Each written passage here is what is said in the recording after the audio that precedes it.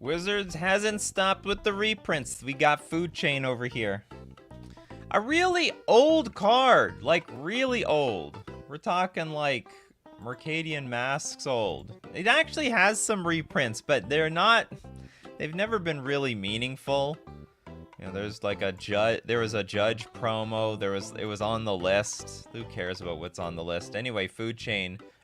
Remove a creature you control from the game. Add X mana of any color to your mana pool, where X is the removed creature's converted mana cost +1. This mana may be spent only to play creature spells. So you actually net an extra mana every single time you exile it, which combos with a few cards. It combos with that Scourge. There we go, the Eternal Scourge. You may cast Eternal Scourge from exile when Eternal Scourge becomes the target of a spell or ability an opponent controls. Exile Eternal Scourge. So what you can do is you exile your Scourge. Who cares? You can cast it from exile. You get 4 mana. Then you repeat the process over and over again. You just play it again for 3. You sacked it to get 4 mana. You play it for 3 mana. Boom, you're online. So it's getting a beautiful reprint where it looks like a bunch of hydras are fighting over like a small chunk of food or something. Works with Squee too. Oh, excellent. Works with Squee. I think it was Mist Hollow. Yeah, Mist Hollow Griffin also works with this. Mist Hollow Griffin. More infinite mana combos. You can cast Mist Hollow Griffin from exile. Does it work with Squee? Which Squee? Not Squee Goblin Nabob. Squee the Immortal. You may cast Squee the Immortal from your graveyard or from exile. Yeah, it works with Squee. All right. It works with Squee. So Food Chain is coming back. And still maybe not a super meaningful reprint because they're reprinting it at Mythic. Of course they would do that. Of course. Exile creature you control. You know the rest. So I looked up Food Chain, despite like being on the list, it went down like a little bit, but not that much. I imagine it's still, the trajectory is not going to go down very far. Especially since you got to pay like double the money to get these packs. Maniac Mullet says the only card left from the leaked list to be spoiled is Smothering Tide. Everything else came true. Mana Drain, Concordant Crossroads, City of Brass, Warriors, Oath, Ether Vial, and Food Chain. Yes, we've got City of Brass, a reprint. I don't think anybody asked for it. Did anyone want a City of Brass? Anybody out there? Is it relevant to any deck? Is City of Brass like a good card in EDH? What's the prices on City of Brass? There's so many of them. But maybe it's good because people need that multicolor land. And boom! It is very expensive. And trending upwards. People want their City of Brasses. This makes no sense to me. It has to be an EDH card. And look at it, it's reprinted everywhere. What about the OG? Oh, the OG. Okay, this is nonsense. There we go. It used to be $2,000 and came back down to reality. Untapped Rainbow Lands are hyper playable in EDH. Alright, especially when you have the life total of 40, tapping 1 to deal 1 damage to you. Who cares? Not a big deal. City is a staple in EDH. Alright, I'm learning. Thank you, MTG TV.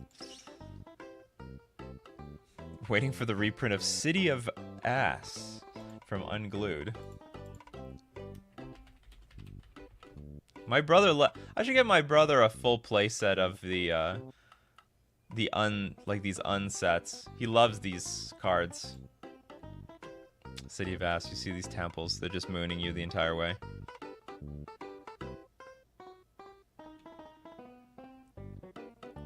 City of Brass was needed to be reprinted for the Onslaught block, standard players, all two of us.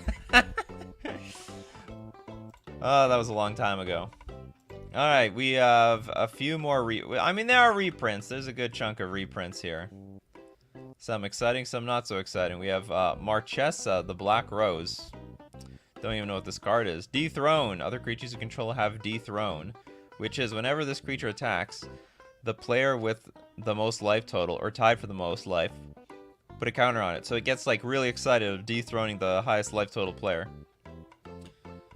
Whenever a creature you control with a +1/+1 counter on it dies, return that card to the battlefield under your control at the beginning of the next end step. I find it very funny that they consider, you know, the king is the one with the most life, not the one with the most lands in play or the most artifacts or planeswalkers. Someone could be with a completely empty board, but just have like one more life total than the person with the entire army, and you get it activates dethrone. Priorities, people. Priorities. Goblin Banneret. 1 red with Mentor. It's just draft stuff. Mayel's Aria. At the beginning of your upkeep, you put a +1/+1 counter on each creature you control. If you control a creature with power 5 or greater, then you gain 10 life if you control a creature with power 10 or greater. Then you win the game if you control a creature with power 20 or greater. Ah. The Build-Around card. The build-around card. Look at this Assassin's Trophy. It's too bad it's close to unplayable. It's not that it's unplayable, but black-green is... It's not doing so well right now in Modern. Assassin's Trophy. Oh, no, I didn't see... Well, anyway, proof that it's Assassin's Trophy.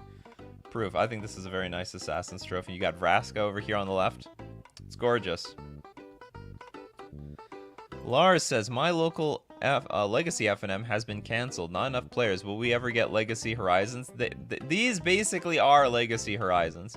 Now, there was one set. What was the set that... Sneak Attack was printed in? I think it was the first... Yeah, it was Eternal Masters was your Legacy set. No reserve list cards, but they did print a lot of Legacy staples there. They're trying to support Legacy before it went absolutely to hell financially. And by hell, I mean went to the moon. Which to other people is hell. People don't like it when the prices go up. Well, you got two people, you know, you got people who don't want the prices to go down, you got some people who don't want the prices to go up, and then you want some people that want the prices to be flat, or, you know, it's a funny thing, the market.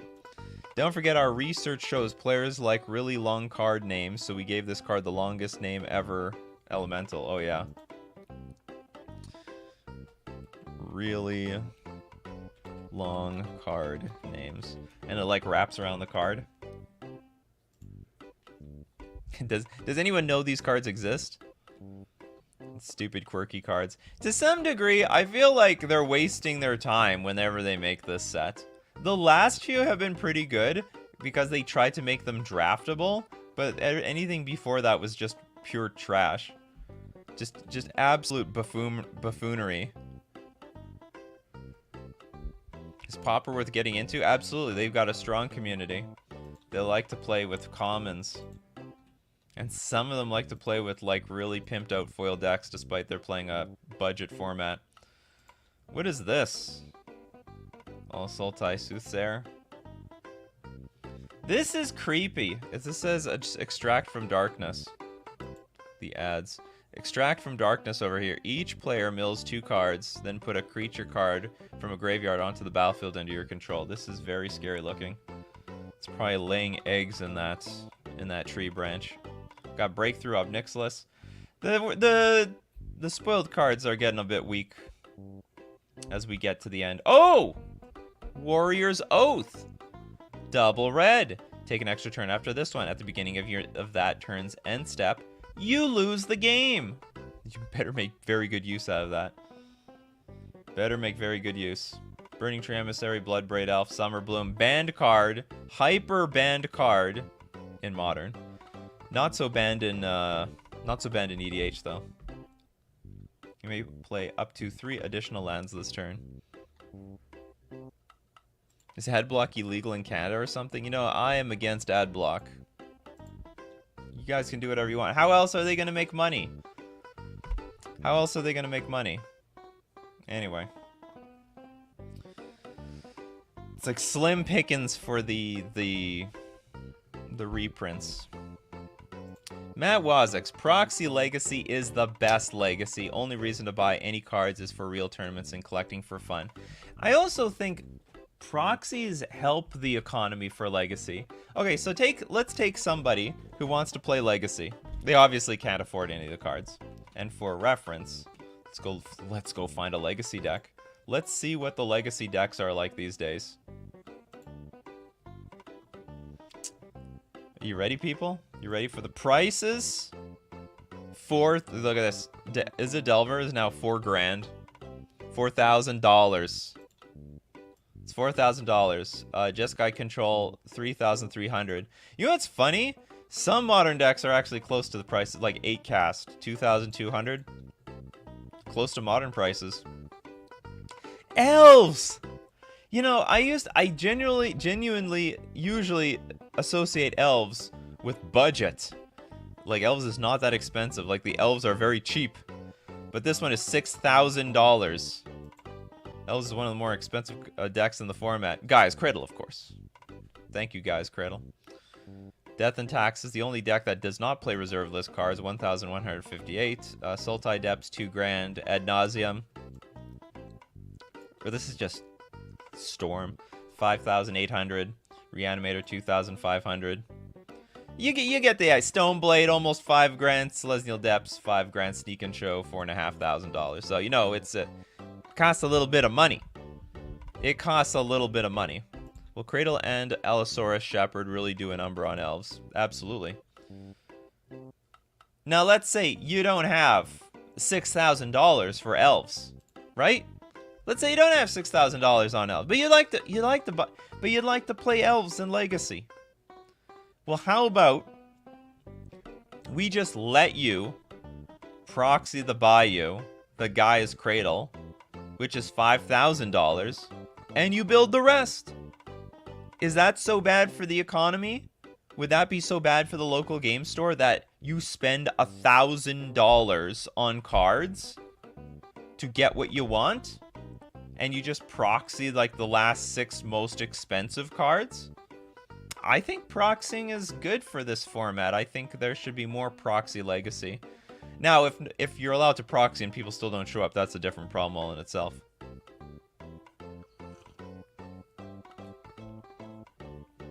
Manic Mullet. I don't know about $300 for Warrior's Oath. No real demand except that temporary Obeka spike. Warrior's Oath. Oh. Warrior's Oath. What, people don't like extra turns? There's no other Warrior's Oath. Oh god, this thing needed a reprint. Is this the only one? They should have called this Portal Kingdoms. What is it called? Portal. I can't remember. Portal Kingdoms 2? Kingdoms Portal? I don't remember what it was called. Okay, so this definitely needed a reprint. And Petri says that 15 proxies would be amazing. Yeah, absolutely. The Emerald Boy says people would rather not play than having to buy those 1K cards to be able to play. Exactly. So like most people, well, I mean, most people don't buy this because they can't. Of course they can't. I mean, they could spend $1,000 on a whole deck from like Modern, or they could buy 1 card to this Legacy card, and it's not even clear that they even have a community. Where are you gonna play your 1 Bayou? And by the time you have enough money to buy the second Bayou, it's already gone up like 10 or 15%. Never mind like everything else, like Gaia's Cradle over here. Oh, sorry, the Bayou is like 500 each. I forgot that this is the total. So the Bayou is $500. Gaia's Cradle is like 1,000. Pauper is similar to Legacy, but the strategy is completely different to any format. Get out of here! How is Pauper similar to Legacy? What, in that you can like grind like a brainstorm deck? Get out! The one defining thing between these two is that Legacy can kill you really quickly, and Pauper will never kill you very quickly. I don't know, what do you guys think? To anyone who has any experience between Pauper and Legacy, is there any truth to this? No, Pauper is similar to Legacy. Alright, we got people defending it. I don't... just from observing... I mean, I've played Legacy. I've played like a smidge of Pauper, but like not enough to say that I really, really know the format. Yeah, Pauper will never kill you quickly. Lars says it's not. Grasshopper says Pauper is not similar to Legacy. Pauper Burn is like 1 to 2 cards off from the Legacy version and is better than Moderns. Yes, but how well does it do in Legacy? You know, there's a reason why Burn gets absolutely smashed in Legacy. Like, it doesn't, it's not even a deck. It's not even a deck. Even if you want to go consistently 1-3 in your local Legacy events, you go play Legacy Burn. And I know you're talking about, like, you have the power level of a Legacy Burn deck in Pauper. But that's the difference between these two formats. You can have, let's, how far do we have to go down? It's at least 1%, I'll give it that. At least 1%. Gunfight versus tickle fight. If you face me, it's a late game format. Okay. Like, I have no doubt, like, hey, I'm not gonna argue that Legacy can grind, and you have these really long, intricate, interactive games. But let's okay, if they're both same, why don't we just pair up a Pauper deck to a Legacy deck and see how well they match up? Like, Legacy games can end very quickly. They can, and they do. Pauper is weaker and more fun because of that. It isn't similar at all. Well, they got a Delver deck-ish. They got a Delver-ish deck. Apparently they both have Burn. Pauper takes the time to sculpt, find trade-offs, and play good value to the point that play patterns are incredibly similar. Obviously no Epic Storm or Ad Nauseam, or Sneak and Show, or Dark Depths. Let's see what else they don't have. See, I'm guessing the only deck you're thinking about right now is it Delver? They don't have Jeskai Controller 8 cast. They got elves, but they don't have this type of elves where they just smash you with one... what's the stupid card called? Natural Order. Natural Order into Craterhoof. Do they got that in Pauper? Yeah, they have elves, but do they have this elves with Gaia's Cradle? They don't got Depths. They don't got Ad Nauseam. They don't got Reanimator. They also don't have Blood Moon in the format, by the way. They don't have Stoneblade. They don't have other Depths, Sneak and Show. So the only deck I think you're talking about here is a Delver. Yeah, they got a Delver. You got that. Yeah. It's one of the better decks too. What else does this Pauper not have? They don't have lands. They don't have Doomsday. They don't have... I don't think they have Painter. They don't have the Epic Storm. Like, look at all these insane combo decks. Oops, all spells. What has happened to this format? They probably have a Madness deck, right? I'm pretty sure they have a Madness deck out there. It's strictly patterns of play are similar. Only for this deck, though. Right? How does it have the same play patterns as the combo decks, which apparently is like half the format I'm looking at here? You show. Well, I mean, I don't know. Maybe I would be interested to see how well a Pauper tempo deck would face off against a control deck, because, like, in theory, it could win. All you need is like an abundance of counter spells, and that's about it. I played Pauper Blue Black Reanimator last night for the stream. Okay, okay. We can put Reanimator on the list. Nikachu, Reanimator can get you a turn 1 hasty Ulamog Crusher. Oh, delicious. Alright, the more we talk, maybe it's more similar than I think.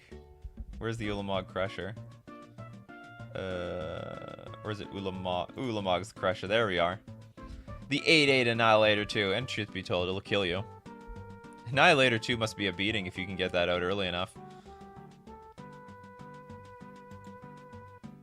Oh yeah, hold on, let's look at 8 cast here.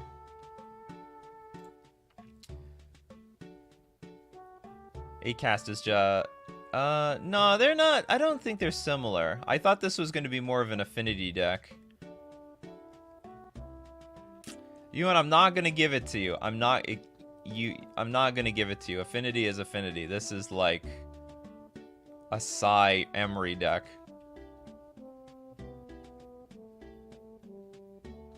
I'm still not sold that Pauper decks can beat modern decks.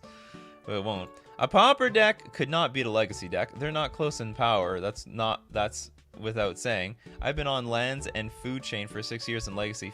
Recently found Pauper and they feel similar. All right. Well, I know. It sounds like you play the grindy decks. And lands can grind. So hold on, what's the other deck you play? Oh, you play food chain.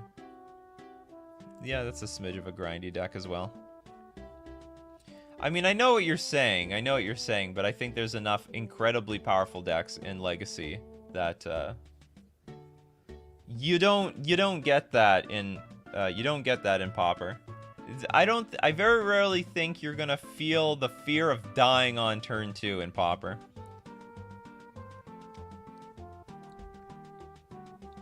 Let's go into the Pauper section and check its decks, and Pauper can't beat any of the format decks.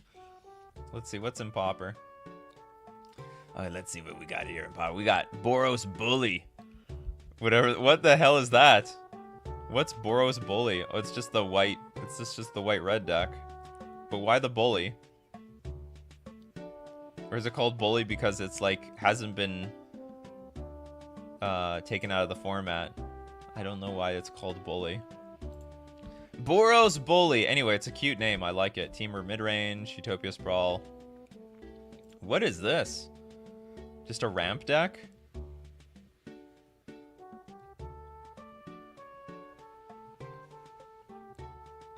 Boarding Party, Haste, Cascade. Is it Stompy? It looks like Stompy. But how do you get this much mana? And why are they showing me a foreign card here? So you have like a lot of ramp.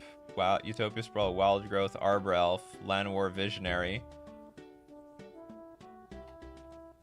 It's like a bunch of card draw and mid-rangey creatures.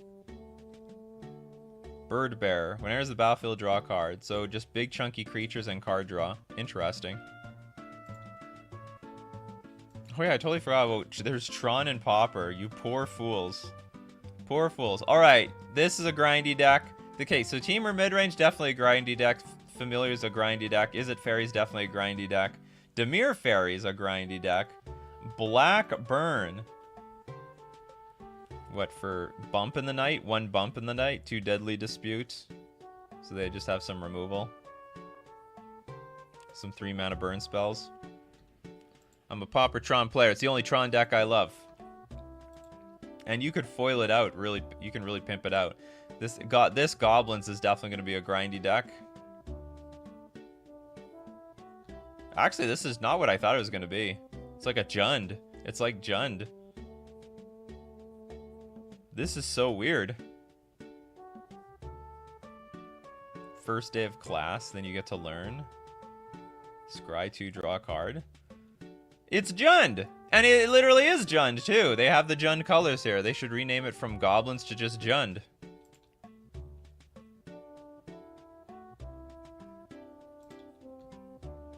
Kavu Predator is so much fun with commander damage.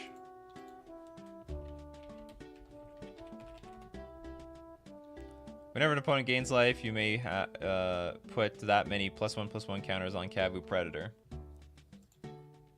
Excellent stuff. What do we got here? Elves, Kiln Fiend, Bogles.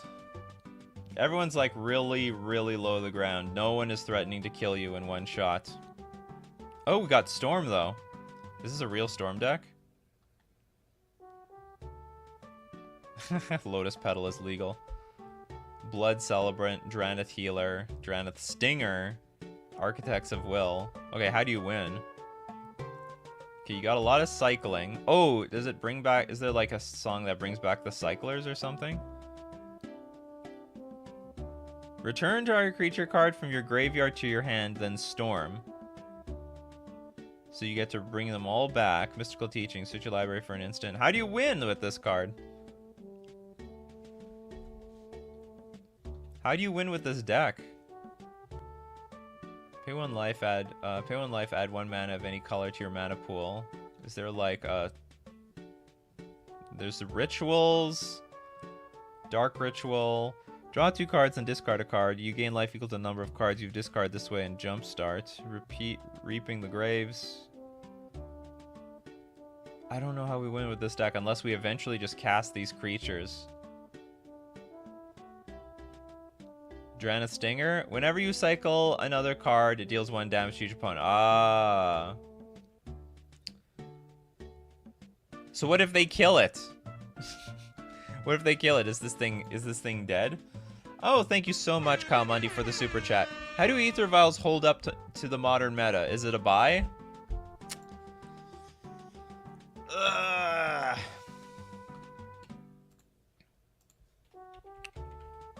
Let's look at Aether Vial here. Aether Vial's not doing that well. Okay, let's take a look at this graph. Let's take it in. Let's get a little closer inspection here. So this is what happened. This is what happened. Modern Horizons 2, right here. You see that? It got printed. And for a little while, we were excited. We were excited. We thought Merfolk was going to be the next hot thing because of Svelun, and Svelun was getting the 5 zeros. But then all of a sudden, it crashed hard. What happened here? What happened to Aether Vial? What do you guys think happened with Aether Vial? The Neon Dynasties came out and went even further.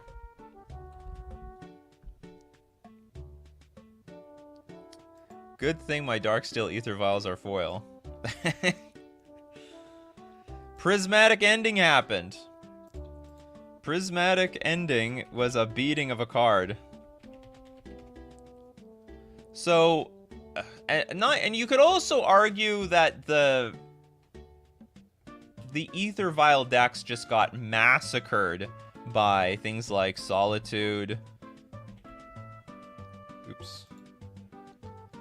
Things like Solitude, things like Fury. Hate looking at Fury because it brings up every other Fury card. There's Fury. So, like, even the decks that would play Aether Vial got hammered by, like, yeah, Evoke. Well, Evoke did not kill Modern, but it took a really huge beating on those Aether Vial decks. So there was a lot of hate against the Aether Vial decks. I would still say Aether Vial is definitely playable, but it is not the power level that it used to be, especially since any control deck can just whip out a Prismatic Ending and exile it on turn 1. Too easy. Too easy.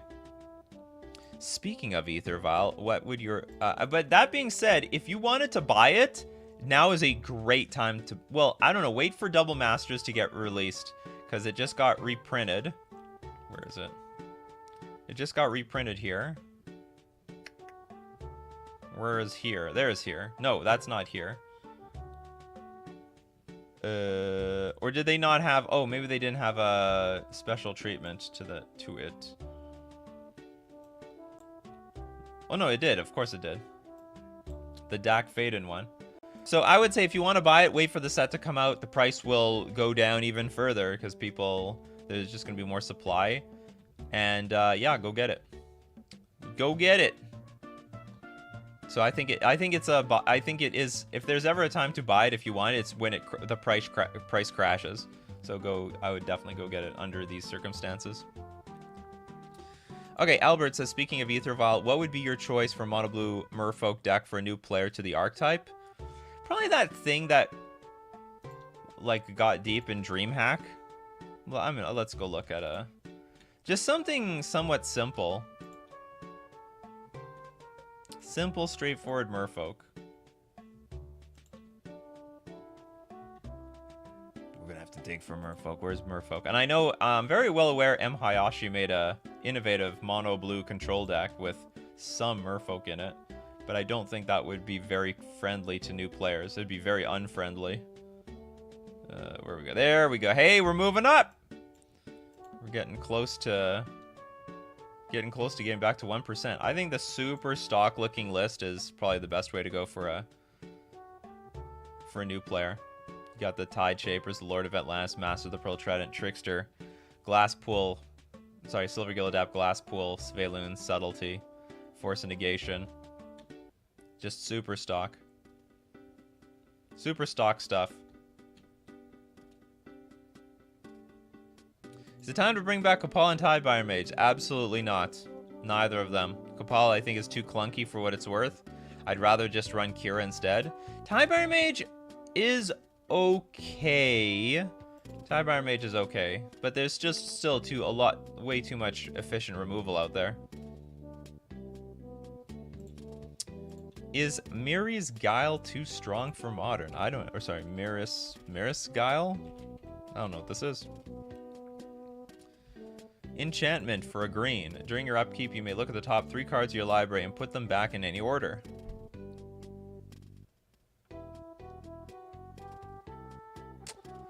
That is a good question. What do we think about this card? You basically... You don't get Brainstorm every turn, but you do get to sculpt the top of your library every turn. I think this would be okay, because you don't actually get a card. I think that's okay. What website is that? Which website? MTG Goldfish? Whoops, where am I? So this is mtggoldfish.com. Oh, you can't see it because of the live thing. Top left, or maybe you can see it. I don't know what you guys see. This one is, oops, this one's Scryfall. SCRYFALL.com. Too strong with fetches and Terminus. I highly doubt that Terminus is going to be the end of Modern. I highly doubt that that's what we should be scared of. And it, like, yeah, fetches are okay, but still, you're not drawing a card. I don't really see this as any more dangerous than Dragon Rage Chandler. And this thing doesn't even put a clock on you. Like, things like Dragon Rage Chandler and the Shredder, they also sculpt your library to exactly what you want to draw every turn, but you don't draw any cards. And also, this card doesn't even put any cards in your graveyard. Yeah, let's pre-print Miri's Guile into Modern. I think it'd be fine.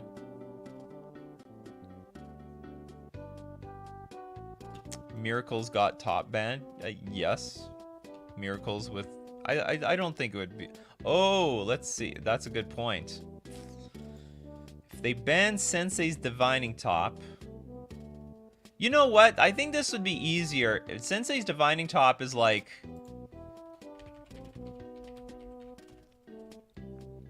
This card, you're like, do I want to look at the top card of my library? Do I want to activate it? The decision tree for this card is way larger. This one is not. This is like, you do this at your upkeep or don't do it at all. And you don't get to keep doing it, by the way. You can't fetch and then do it again.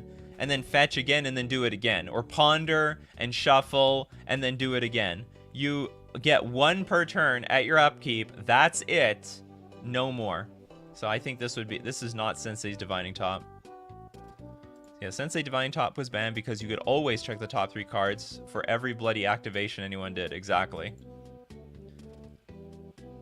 Jim Day says, do you ever test Kumena in Tropical Fish? Seemed potentially like a solid sideboard piece for grindy matchups, but I never got around to trying it myself. You mean Kumena Tyrant of Vraska? I did playtest this and it was trash at the time. It might be so much better now. It'd be so much better now for 2 reasons. First, it does a pretty good job blocking Ragavan. Second, no, okay, that's all I got. It does a good job of blocking Ragavan. It's still unrealistic that you're gonna get this thing, like, you're gonna activate this to do anything. Like, I doubt I'm gonna get 3 cards and, like, 3 Merfolk in play. And then if I do, I probably don't even want to tap them to draw a card. I just probably want to kill my opponent, so. Does Miri's trigger before you draw? Absolutely. During your upkeep, yes. So at the beginning of your upkeep, you may look at the top 3 cards. Yes, so you have to look before you draw a card. Correctamundo. 2 for 1. I love that name. That is a cool one. Nikachu, what's the color tier list for Modern and how can white be buffed? It depends. White is already getting buffed big time. You could argue that black is just the outright worst color now. But if we had a tier list for Modern, How do we do this? Let's go get out Notepad. Alright, so... Oh, wait a minute. You're saying, okay, strictly for modern? Okay. So this is what we're working with. It's only for modern. So... For modern, actually, this is a good point. I totally forgot about this. So what do we have for... We'll rank them just S, A, B, C, D. Where do we think should be an S tier? So we have our options, blue, red, and we'll even put colorless in there. Hey Nikachu, would you recommend to build Merfolk right now? It actually is going to go on a huge discount after Double Masters, so yes. If you like Merfolk, you're about, for the first time in a long time, we're going to have Ether Vial, Reprinted, and Cavernous Souls, so the prices are going to be as cheap as possible. Red is S. Red is S. Is it? I actually think blue is S for sure. Maybe we could put red in there as well. So I was looking at like the deck lists the other day. Let's go back to modern. Look how blue the metagame is. Just look at all the blue. Murktide, blue. Elementals, blue. Hammer Time, blue. Blue Living End, it's in the name. Blink, blue. Death Shadow, blue. Crashing Footfalls, blue. Affinity, blue. We want more lists. You know, Azorius Control, blue. 5-color Omnath, Jeskai Control, blue. Blue-Red Control, Asmo Food, blue. Grinding Station is blue. Belcher is blue. Is It Prowess is blue. I don't remember a time Modern was this blue. This is crazy. It's absolutely nuts. Ban Islands already. Come on. What are we doing here? So blue is definitely S tier. I could get, let's see, so why is red, why does red deserve to be S tier would be a good question to me. Like, what is significant about it outside of, I mean, in Murktide, it's justified. You got your Dragon Rage channel, your Ragavan, and I think between Expressive Iteration and, yeah, an Unholy Heat, it's very deserving. But, like, we go to something like Elementals. What's red in here? One Fury. One Kiki Jiki, one Planebound Accomplice. Ren and 6? Like, it's not very red.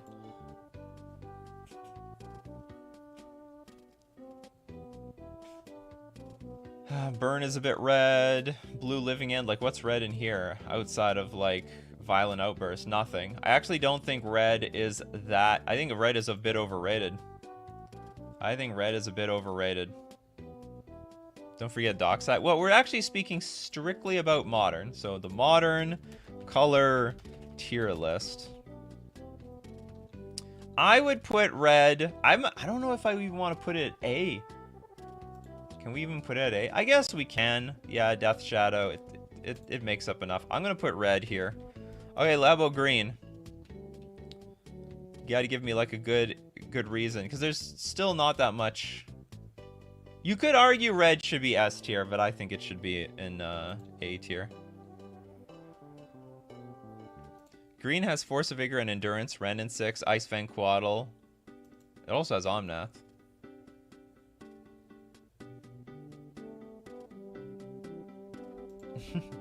All S, black at D. Black is shit in both modern and legacy. Gonna have to. Maybe we could skip to black. Let's see. How much black is even in the format? Yawgmoth. Like blue Living End, but only as like only the creatures to dump in the graveyard, right? Well, I guess Living End itself is black. But it, Thoughtseize is pretty bad right now. In a world where there's so much value that you can just top deck, Thoughtseize doesn't look very good. So we have Death Shadow and Jund. It is clearly the most diminished. Like, there's barely any black here. Very, very little. I agree, black is... You know, I don't think it's struggling that bad. I'd put Etsy. I'll put Etsy.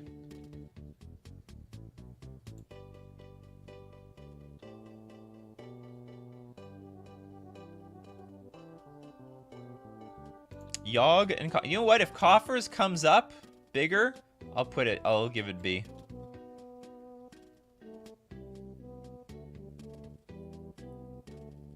Black's good in Legacy, Dark Ritual, Hymn, Tarok, Thoughtseize, Ad Nauseam, Pure into. Oh yeah, just dominating there.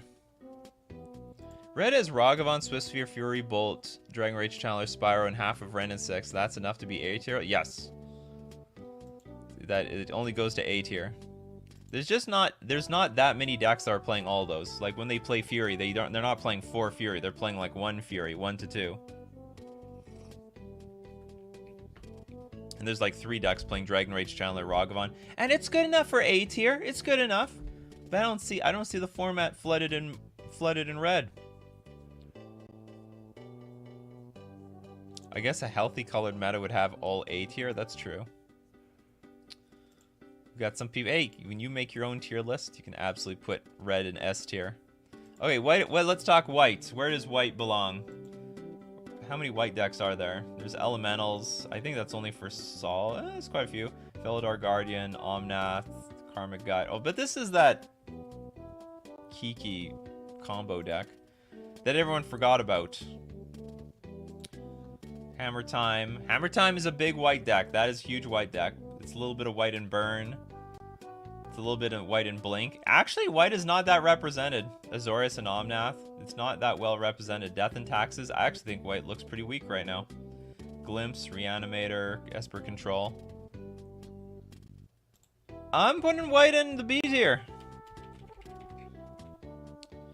Doesn't look that good.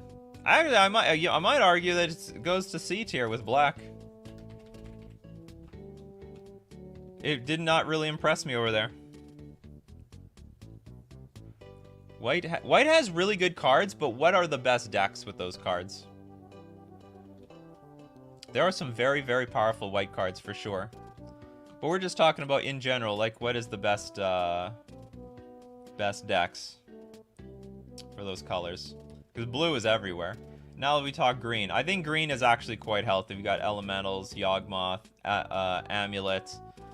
I don't think it represents much in blue Living End. How much green is there in the blink deck? Oh, there's tons. Icewind, Qualital, Endurance, Eternal Witness, Omnath, Ren and 6.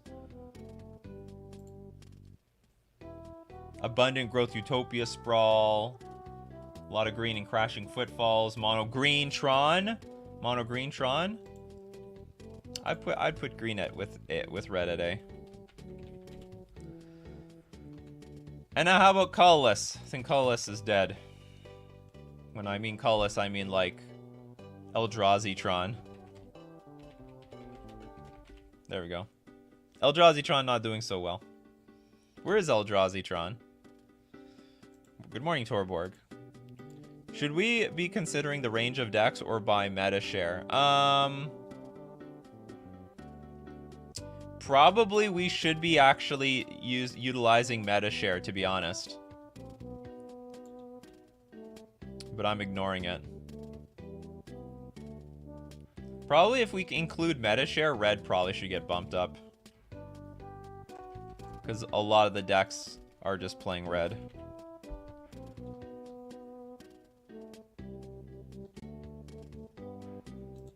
Endurance is most played card in Modern. Green is a solid A.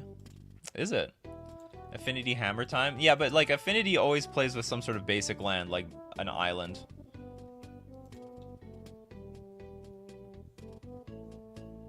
Well, Lantern would definitely go in the D tier here, 100%. I would not blink. I would not think twice. Lantern is doing terrible.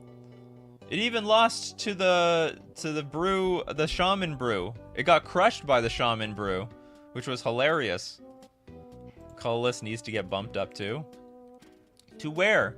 What truly colorless deck is there out there? Unless we ignore any colors like splash colors. How much does this Affinity deck play blue? It plays a lot of blue. It's got the Thought Cast, the Thought Monitor, the Psy Master. Oh, I love this build.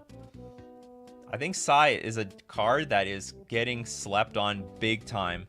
This is an insane card. It's just beyond stupid. And it looks fun too. You know, you just draw your handful of trash and you just dump it on the battlefield and win somehow. Colors have generally been the most powerful. But we were just talking about like Whatever. I was thinking just this is like the most genuinely colorless deck out there. Eldrazi-tron. I think at best they play an Urborg. At best. Yeah, Sai blocks Ragavan all day. What's your favorite deck from the meta right now? Merfolk, because that's what I play. But if you want to know that's not Merfolk, I don't know, Murktide or something. Yeah, no, maybe Affinity. Yeah, I really like. I have the hots for this Affinity deck. I don't think I would ever play it, but whatever. All right, it's time for deck list review. If you want your deck list reviewed, go into. Oh God, did we have sponsors? Do we have? It's not. It's time for sponsors. We got good sponsors today. We got FusionGamingOnline.com, but they have the sick deal of the week this week. Save 15% off all Antiquity singles. That's a pretty insane deal. Considering there's a lot of reserve list cards out there, Black Border, like Strip Mines, Black Border Mishra's Factories. All you can eat at FusionGamingOnline.com. But if 15% is not enough for you, don't forget there's an additional 5% off you can get when you use coupon code Nikachu at checkout. Supports the channel. Also saves you money. What's wrong with that? We're also going to thank Mana Traders, the premier place to rent Magic cards online. And you're talking about the price of Legacy earlier. Well, it costs only a monthly subscription when you're with Mana Traders. And also, technically, digital cards aren't bound by the reserve list. You can support the channel using my Mana Traders link in the description below, or save 10% off your first 2 months using coupon code Nikachu_WBN. Okay, now it's time for deck list review, where you go into the description, find my Discord, join the Discord, find channel deck list review, enter the command review decks, space, give the URL to your deck list, and we'll select one at random for deck list review. Have you considered TCG Player as a sponsor? No, because it's a conflict of interest with Fusion Gaming Online. Although, Fusion Gaming is on TCG Player, so, I mean, if you're buying from TCG Player, you can go check out Fusion Gaming Online there.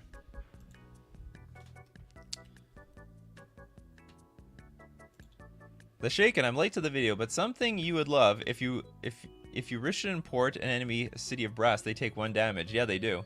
Because City of Brass is, whenever it becomes tapped by any means, they take damage. That has happened. How did that? I've killed an Ad Nauseam player with that line because I had a Meroregier in play and I played like a Harbinger of the Tides at flash speed, and I forced the Ad Nauseam player to tap their City of Brass, and it killed them. It was just enough. It was the difference between life and death. Okay, let's look at some deck lists.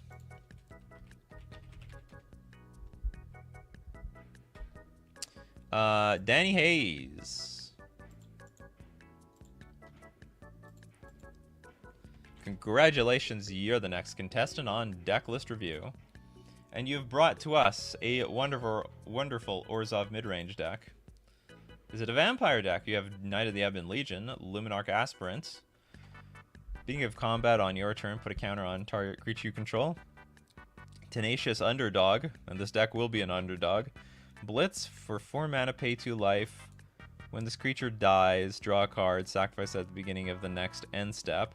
You may cast Tenacious Underdog from your graveyard using its Blitz ability. Oh, so it just keeps coming back. Nice. Elite Spellbinder, good card. Skyclave Apparition, okay card. Gideon of the Trials, Kaya. Gideon, ally of Zendikar. We've got... Oh, is it Pioneer? Oh, I thought it was Modern. Okay, this deck starts to make a lot more sense. Fatal Push, Thoughtseize, Vanishing Verse, Heart of Kirin, which is not terrible. Bright Climb Pathway, Cave of Frost.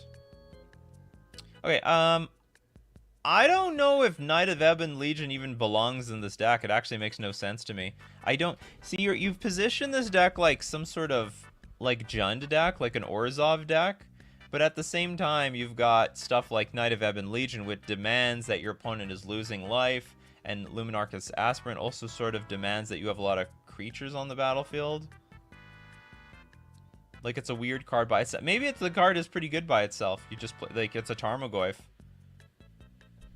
2 turns, it's a 3/3. Underdog is fun. I like playing him.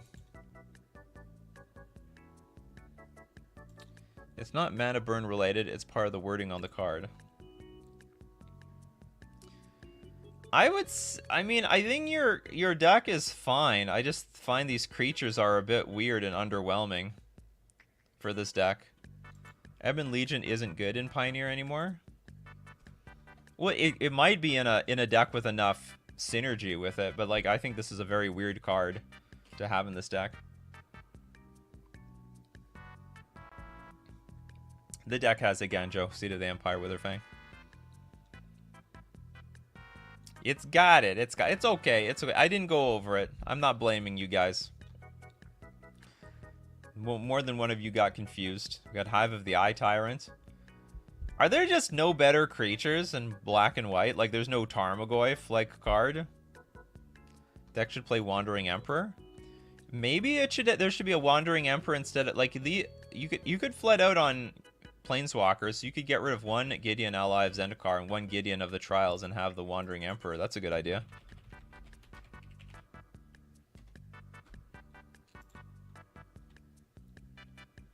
Great Planeswalker. And has Flash. Can exile things. So, like, we trim some of these 3-mana Planeswalkers, and then we add 2 Wandering Emperors. I think that would be great. We should lower our curve for creatures. Well, here's the thing, like, I don't even believe in any of these creatures. Maybe Tenacious Underdog. Because it's like 2 mana for a 3/2 creature, which is not too bad, and it comes back. But like these creatures like aren't really the kind of creatures that get the job done, you know what I mean? I don't know if even Scourge of the Skyclaves will do it because you need to lose life. Oh, maybe Nighthawk Scavenger. This could get the job done. This could be a great win condition in this deck. This is definitely the Tarmogoyf of this set. Or the Tarmogoyf. This is probably a Tarmogoyf of Pioneer. This could definitely get really big. Anyway, I like this. I like that idea. It's probably better than, I don't know, Luminarch Aspirant. Because the thing is, we do have a good chunk of removal. Fatal Push. Or actually, we don't. We don't have that much removal.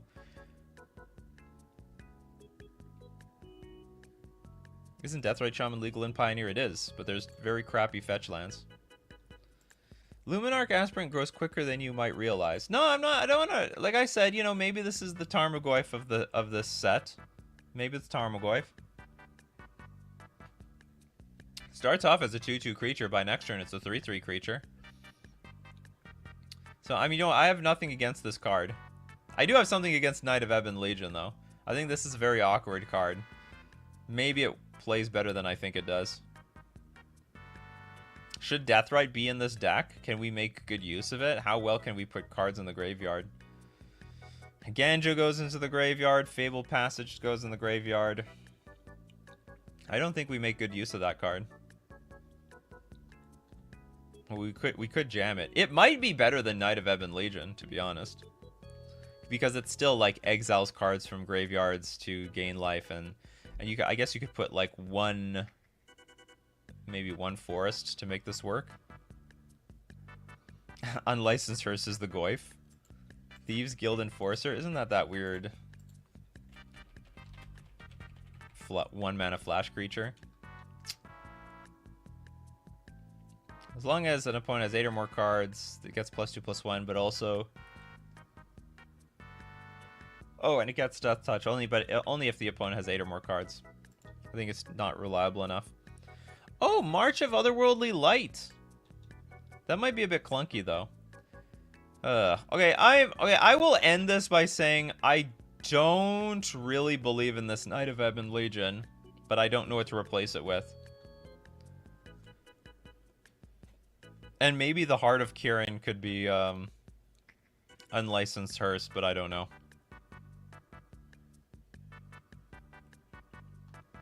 Replace the Legion with Deathrite and play those new sack lands from Capenna and more Urborg. Unlicensed Hearse is awfully strong. Solid 2x in the deck. Okay, so maybe Unlicensed Hearse should be better than Heart of Kirin. Also, there is still, you know, the threat. The threat of the Arclight Phoenix decks. I also think it needs the 3-mana werewolf that eats things from graveyards. Adding a 3rd mana for very little is, I don't think it's worth it. Chris Ross says, play Riveteer's Overlook, and then you can replace Eben with Deathrite. Riveteer's Overlook?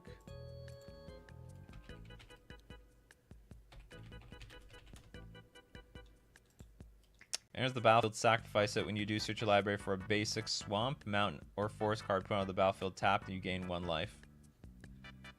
I don't know how much I like this land, just because it puts stuff into play tapped. Pioneer is a turn 4 to 5 format these days. This deck is too slow as it is. Graveyard Trespasser. Yeah, I think, well, I mean, I think it's not meant to be fast. The deck is supposed to be interactive and slow.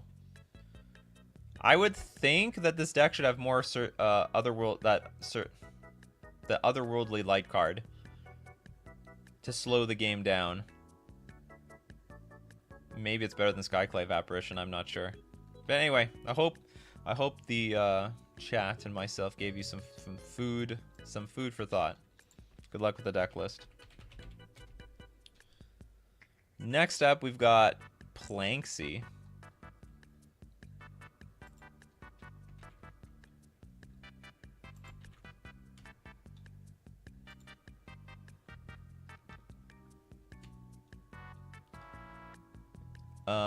Oh! Modern Budget Infect. This should be good. Grounds. You got your Groundswells, you got your Vines of the Vastwood, your Scale Ups, you got 4 Glistener Elves. Yeah. How are you making this budget going blue, though? I always found that it's, like, really hard. Ichor Claw Mirror. Okay, so it's always the mana base is the problem. So you're playing with 4 Yavimaya Coast. You're playing with Vine Glimmer Snarl. As it enters the battlefield, you may reveal an island or forest card from your hand. If you don't, it enters the battlefield tapped. Great idea! Great idea! So you have a total of 12 islands, which is cutting it close, but I think it's gonna be. I think it's gonna work. I think it's gonna work. Fast lands cost money. Fast lands cost money, Aztec guy. You think everyone is made out of money? We're not all made out of money around here. No Inkmoth. This is budget. I can't afford Inkmoth. What are you, crazy? You have any idea what Inkmoth costs? Do you have any idea? Whoops. Oops, this is Blinkmoth. Where's like a sad sound effect? There we go. 32 bucks. Noble's not budget either. Actually, maybe it is. It's not seeing much play. It's still a little too expensive. Yeah, there's Pendelhaven in that deck. Your deck's great. I think the deck is great, actually. I think you built a great deck. I think it's exactly how it should be done. I'm just gonna leave it there. I think you built a great deck. I think it's a good deck. Noble still costs money. Yeah, not as much as the past, but 15 to 20 bucks. That could be $60. How much is this whole deck? Where is it? Last updated March 11th, 2022. Wow, we waited very patiently on deck list review to get this reviewed. I want to see prices. Oh, I can't see the price of this damn thing. That's okay. Anyway, we'll just leave it at that. That was a very nice budget list. It's always nice to see how you can take like a pretty powerful modern deck and make it budget in modern. 61 bucks, there we go. For $61, you can have a whole deck instead of a playset of Noble Hierarchs. Okay, that's going to be it for deck list review today. And going to be it for Coffee and MTG. As usual, we do this Monday to Friday, 8 o'clock a.m. Central Standard Time. Thank you very much for being here. Be there or be square. I got a P.O. box. Send me stuff and we'll open it up on stream. Which reminds me, I should probably check my P.O. box today. Who knows? Maybe there's something in there. Thank you so much, everyone, for the super chats. I love the super chats. I really appreciate it. Lets me know that this is worth it every single morning. And thanks to everyone who became a member. And as usual, thank you for showing up every single day, making this show a daily part of your routine. Because without you guys, the show is nothing. If I'm just talking to the void for 1 hour, it'd be a much more boring experience. So as usual, keep brewing up those coffees, and we'll keep brewing up the magic. Take care of yourselves, and